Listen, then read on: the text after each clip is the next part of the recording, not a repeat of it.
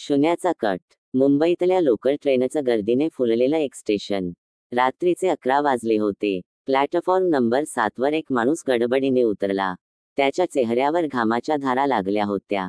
त्याने मागे वळून पाहिलं. स्टेशनवर कोणीच नव्हतं, पण तरीही त्याला असं वाटत होतं की कोणीतरी त्याच्या मागे आहे. त्याने पटकन खिशातून एक लिफाफा काढला. त्यात काही महत्त्वाची कागदपत्र होती. तो एका खांबाच्या आड लपून त्या लिफाफ्याकडे पाहू लागला. तेवढ्यात मागून कोणीतरी त्याच्या खांद्यावर हलकेच हात ठेवला.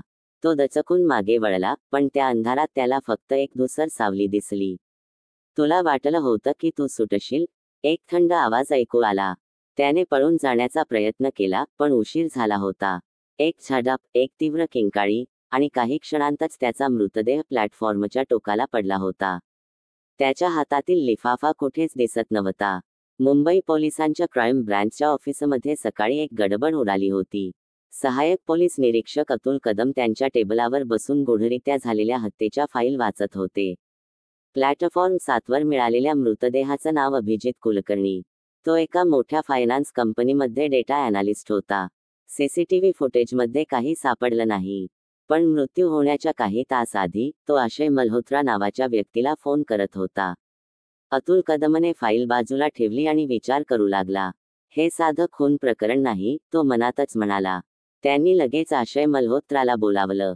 अक्षय मल्होत्रा एका बड्या इन्व्हेस्टमेंट फर्ममध्ये मोठ्या पदावर होता.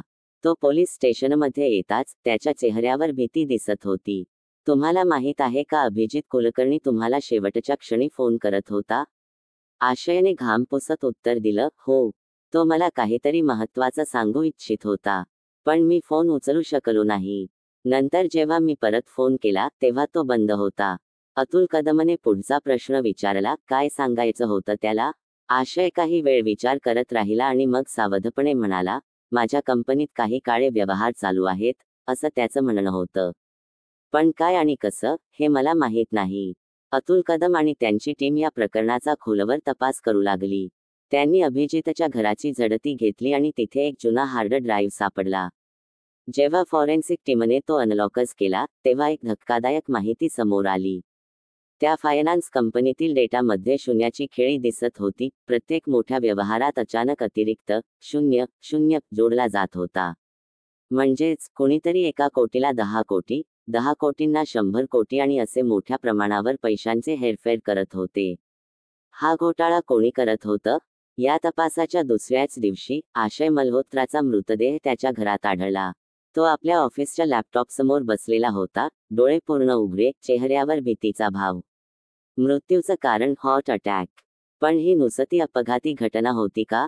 आता हे स्पष्ट होतं की शून्याचा कट उघड करणाऱ्या प्रत्येकाचा एक एक करून खात्मा केला जात होता.